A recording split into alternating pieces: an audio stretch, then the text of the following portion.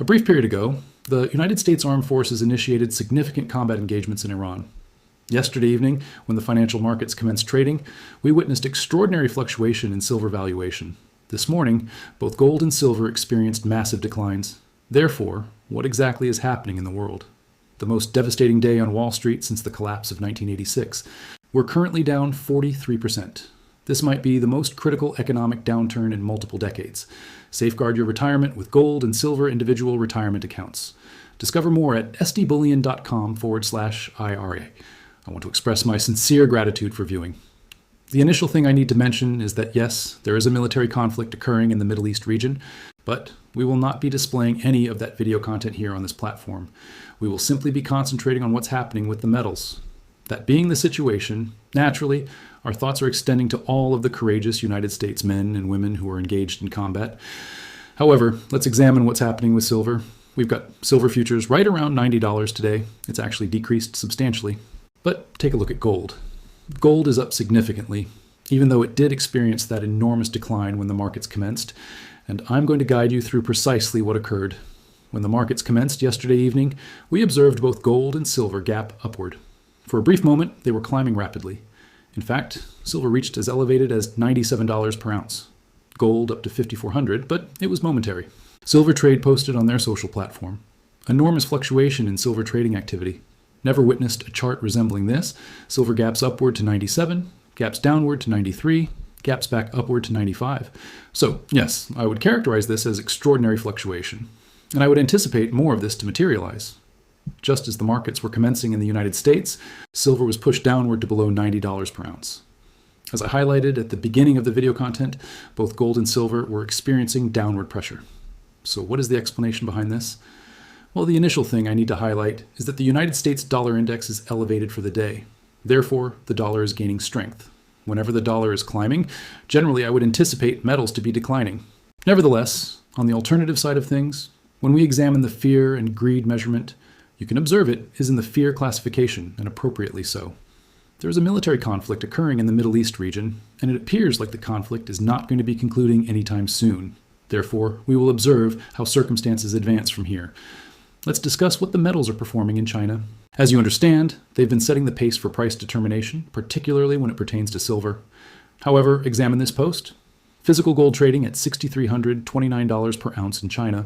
Physical gold retailers across China have ceased selling investment gold bars and are exclusively selling craft gold bars at about $6,329 per ounce. I'm not certain what the distinction is between investment gold bars and craft gold bars. However, either way, that is a substantial premium over where gold is positioned. It's like a $900 premium. However, not just physical gold valuation is exploding higher in China.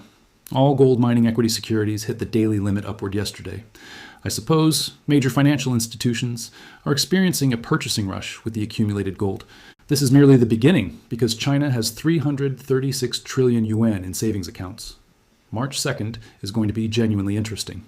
Therefore, we'll monitor what's happening with gold and silver valuation in China tonight. However, it appears like both gold and silver are attempting to climb much, much higher. This is going to expand the gap between the Eastern and the Western markets. Ultimately, a substantial amount of metal is going to transfer into China. Silver concluded at a very elevated level, $110 per ounce in Shanghai. These are United States dollars we're discussing about. Therefore, a substantial premium between the East and the West for both gold and silver.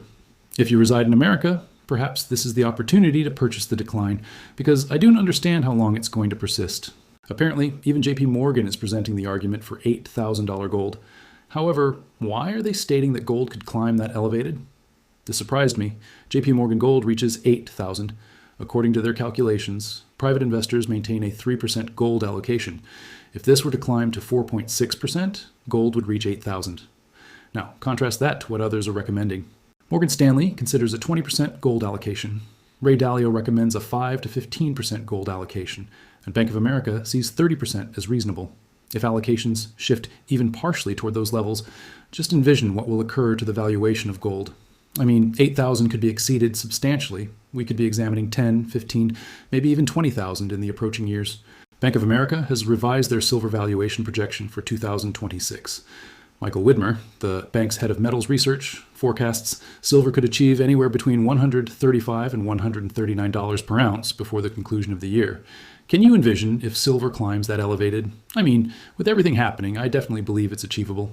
One other thing I did need to highlight in this video content, as Nostra House of Gold posts, I have unfortunate news for the military-industrial complex.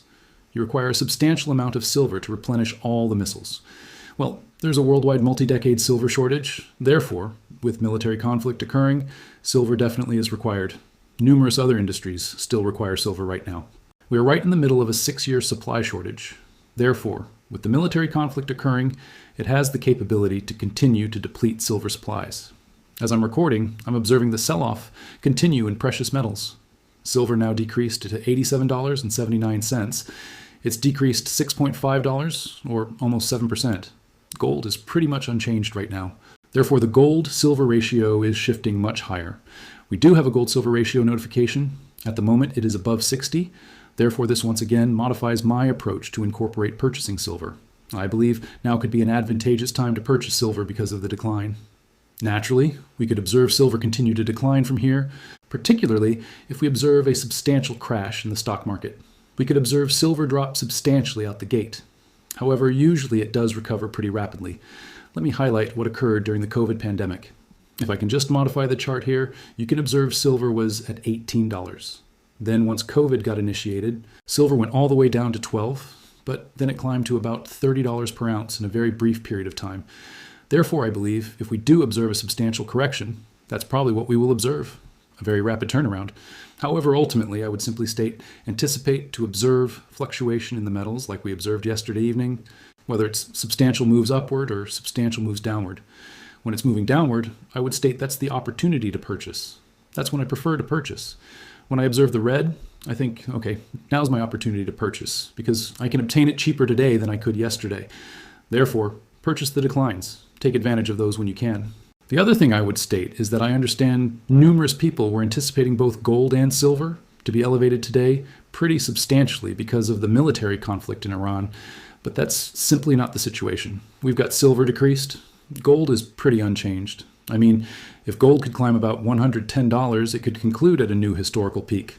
I don't understand what's going to occur to the metals as the day progresses on.